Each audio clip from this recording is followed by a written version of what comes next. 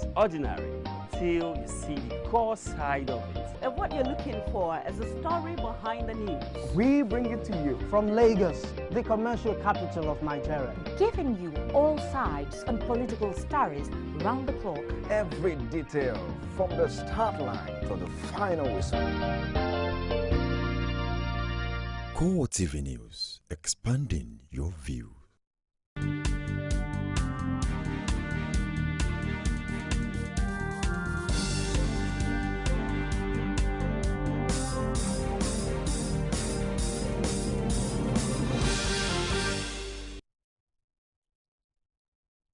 Good evening and thank you for joining us on CoreTV News at 7. I am Ebunlomo Adekunle. Another explosion rocked the ever-busy Bauchi Central Market on Monday, few hours after terrorists hit the Gombe Motor Park. At least 21 people were killed in the Gombe blasts that took place early in the morning. Reports say that the Bauchi explosion occurred between 5:24 p.m. and 6 p.m. on Monday as people were closing for the day. Although the casualty figure is still unknown, unconfirmed reports say more than 10 people died in the incident. Several people were injured in the blast and have been reportedly rushed to the Abubakar Tafawa Balewa Teaching Hospital for treatment.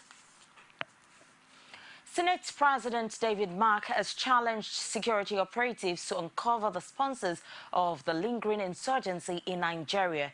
He also charged community leaders and citizens alike to cooperate with the security agencies in order to expose financiers of criminal acts.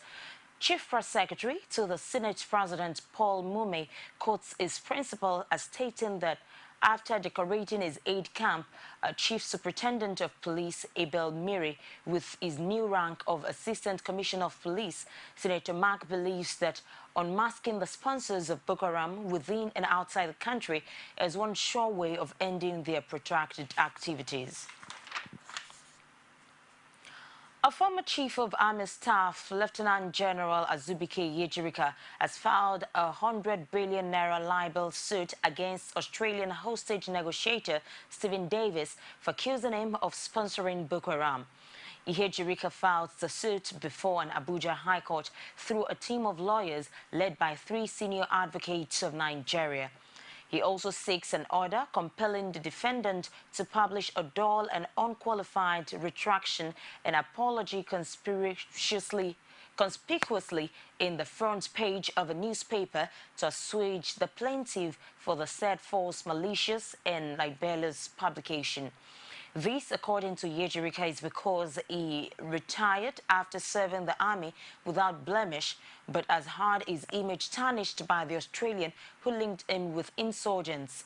The plaintiff has since obtained an order of court to serve the process on the defendant abroad, and his lawyers have consequently applied to the Ministry of Foreign Affairs to enable them serve Davis, who lives in Perth, Australia.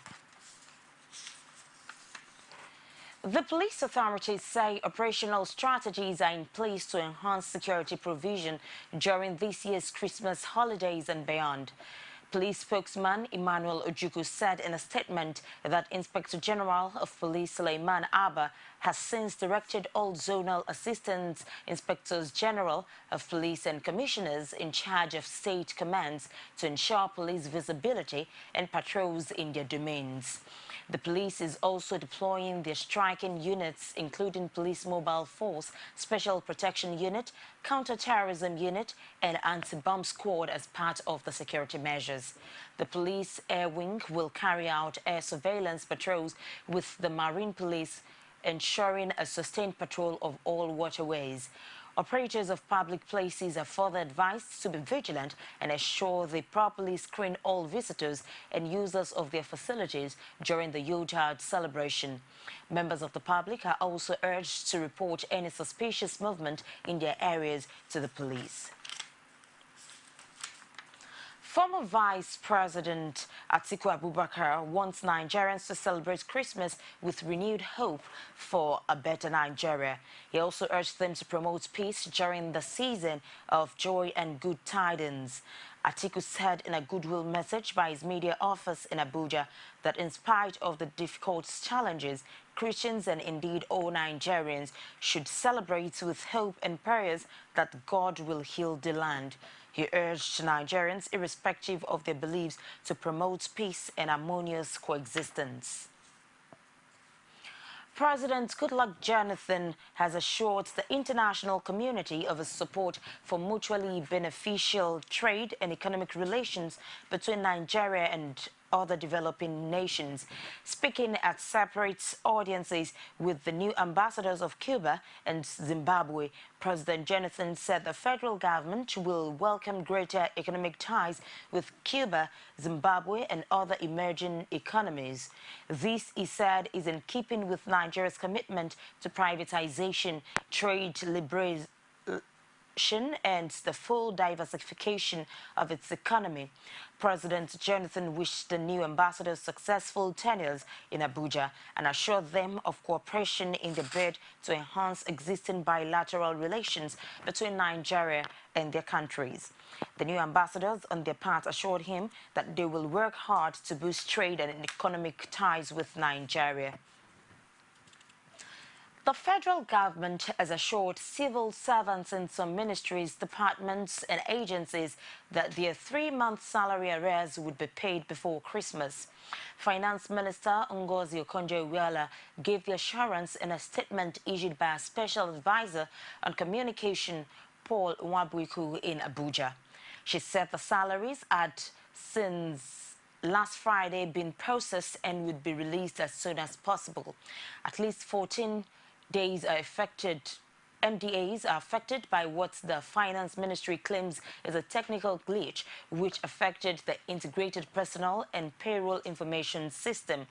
It says the system shut down the process in the MDAs as a result of an alleged misuse of salary budgets to pay promotion arrears and other allowances. The ministry added that steps have been taken to rectify the problem with a view to paying the salary arrears of staff of the affected government agencies. The Kaduna State's government has proposed a 203.7 billion naira expenditure plan for the 2015 fiscal year. The budget-tagged budget of consolation and continuity has a capital expenditure of 130.9 billion naira and recurrent expenditure of 106.2 billion naira. Governor Mukhtar Yero presented the budget to the State House of Assembly with a promise that attention would be paid to improving infrastructures in schools as well as the general development of the state. He also assured lawmakers and the citizenry of government's readiness to be transparent and prudent in its spending. It's the CoreTV News at 7. We take a break and we'll be back with more reports. Please stay with us. And now, ladies and gentlemen, I'd like to introduce someone special here tonight whose understanding, knowledge, and support has truly made our juice company prosper. I wonder what goes into making this. You'd be amazed. It often starts from the farm, where fresh fruits are grown and carefully sorted, and straight on to the factory, where they are pressed, processed, and packaged. Then off they go again. This time to large distributors like you and retail shops where people buy and pay with ease. You seem to know quite a lot about this. You work for the juice company then? I suppose I do. Please join me in welcoming our business banking service partner, Stanbic IBTC Bank, to partnerships that move us forward. Stanbic IBTC Bank. Moving forward. I no longer worry about deodorant stains with Nivea Invisible for black and white deodorant.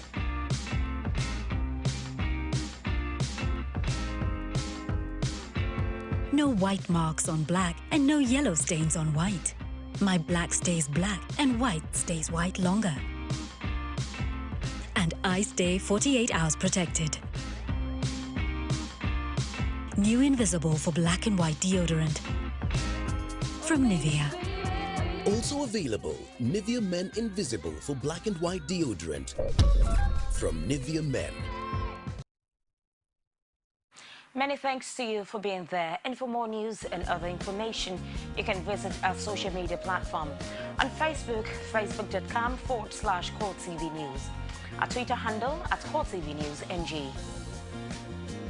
And on YouTube, youtube.com/CoreTV with a space, then news.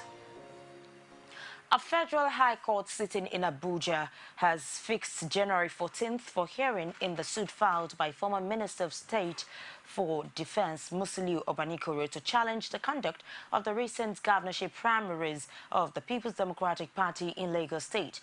Justice Ahmed Mohammed sets the date on Tuesday after the plaintiff's counsel, James Odimba, had asked for time to study a counter affidavit filed by the PDP. Obanikoro had, in his affidavit, claimed that the primaries was killed in favor of Jimmy Agbaji by party leaders and wanted the court to order a fresh process.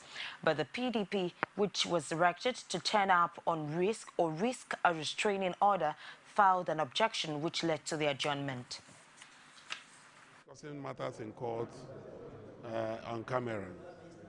The matter has been adjourned. No order has been made. And the court had offered an advice to the parties. Nothing is stopped. The political process is going on, and the injunction sought has been adjourned. It's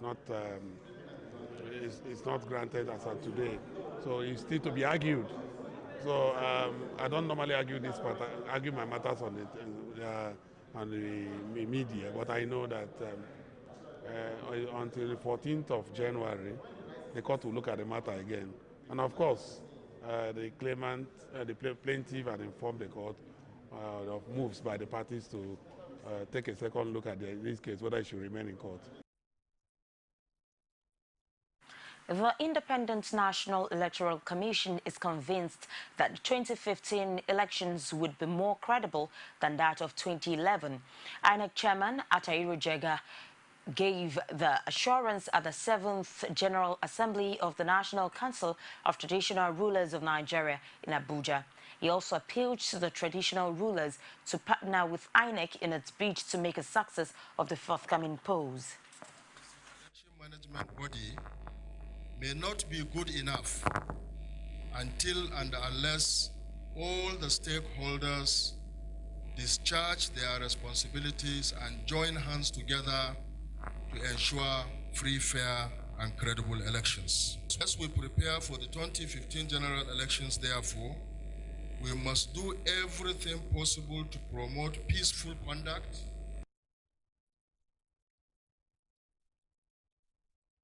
Many residents of the Federal Capital Territory are critical over the manner some wealthy Nigerians and government officials raised more than 21 billion naira for the presidential campaign of the People's Democratic Party. They argue that it's not healthy for a country that is feeling the impact of the slump in oil prices, but some say it is not different from the practice in other developed democracies of the world. Pai Samuel tells us more. This is the fundraiser where over 21 billion naira was realized for President Jonathan's campaign for a second term. The huge donation does not appear to tally with provisions of the Electoral Act. A number of state governors also put in about 2 billion naira into the campaign coffers. At a time, Section 221 of the 1999 Constitution prohibits state governments from contributing to the election expenses of any candidate or aspirant. All these are coming at a time some FCT residents say November and December salaries have not been paid. PDP is like an NGO. They need money for their campaign. They call well-wishers. They didn't force anybody. And they came and donated to them. So nothing spoiled. Nothing spoiled for anybody.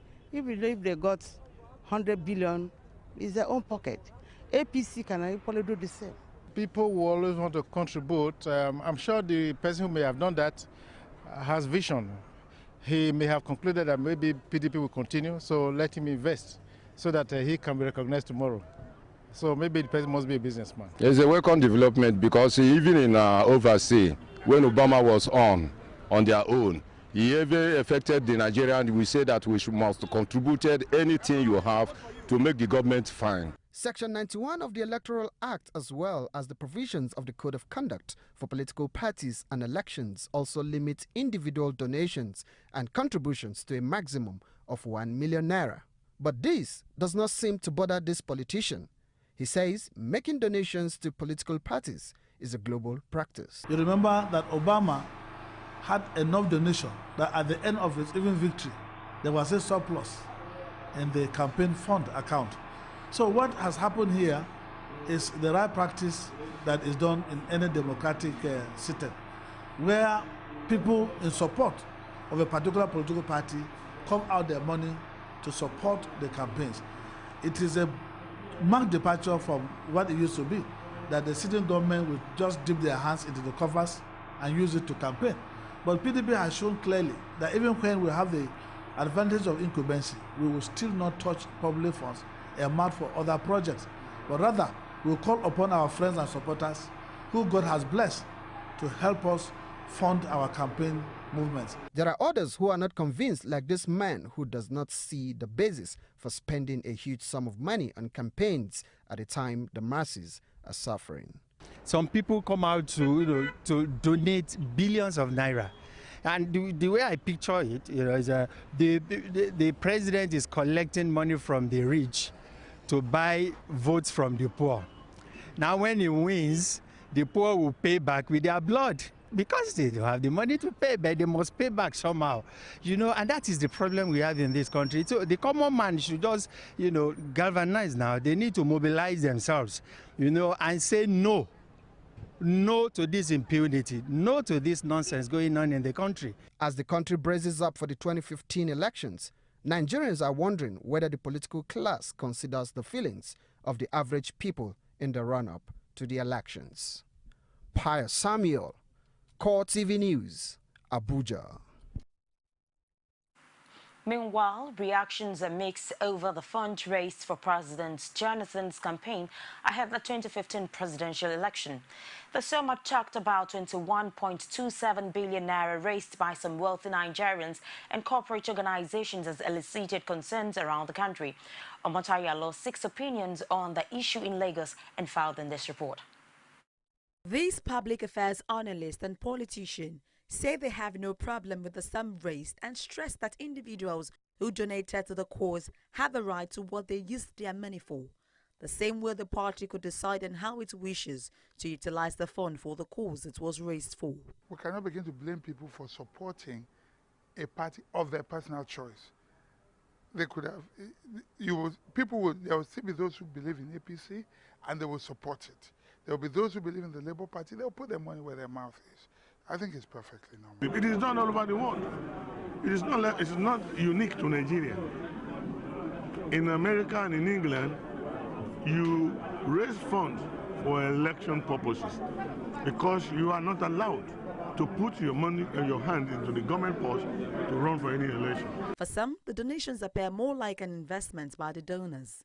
They argue that it would be wrong if public funds were secretly included to finance the cause. Until we are prepared to take our future in our own hands, it will always happen. So until we get up and decide that we want to change, and if you say you want to change and the two sides are the same, then it is a delusion to think that you can actually effect a change in just changing the face of whoever is the president.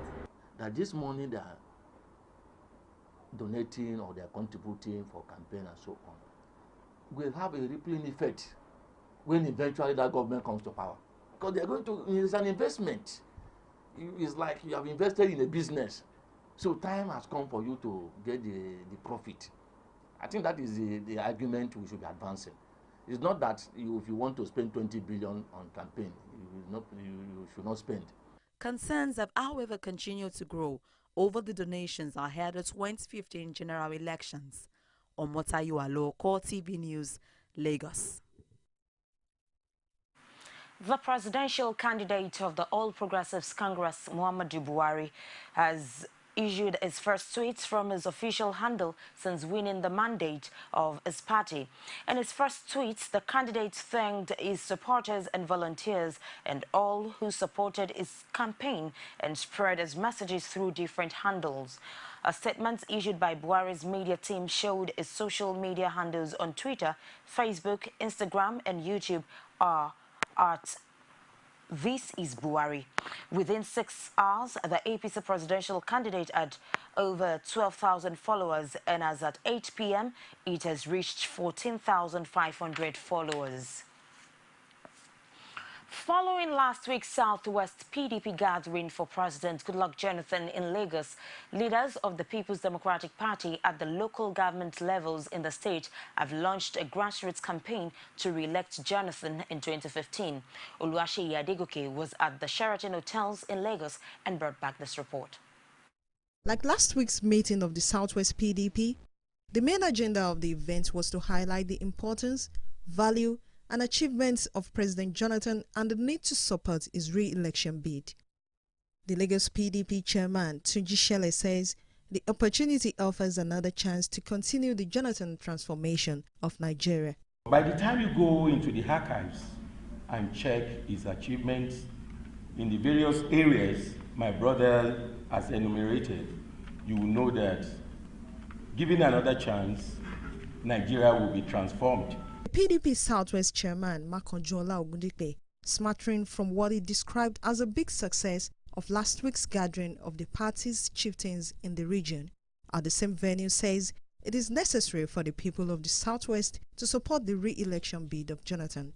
That Southwest remain the key to success for any presidential candidate. If that is the reason, and that's the true fact of the case, here in the Southwest, somebody whispered to me that Lagos State is a colony, and that you are autonomous, and that there's no way anybody can wish you away.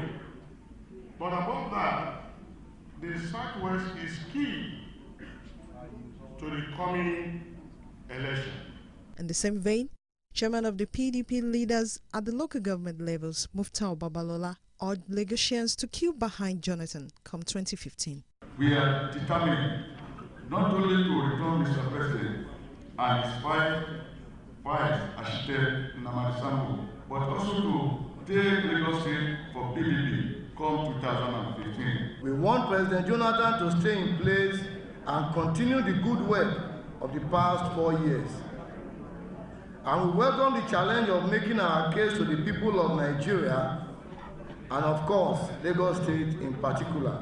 The event did not end without the party urging Nigerians to vote for the PDP at all levels during the forthcoming elections. Oluwaseyi Adegoke, CoreTV News, Lagos. And it's a wrap on CoreTV News at 7. Join me again at 9:45 for the primetime news. Thank you for watching. I am Ebulomo Adekunle.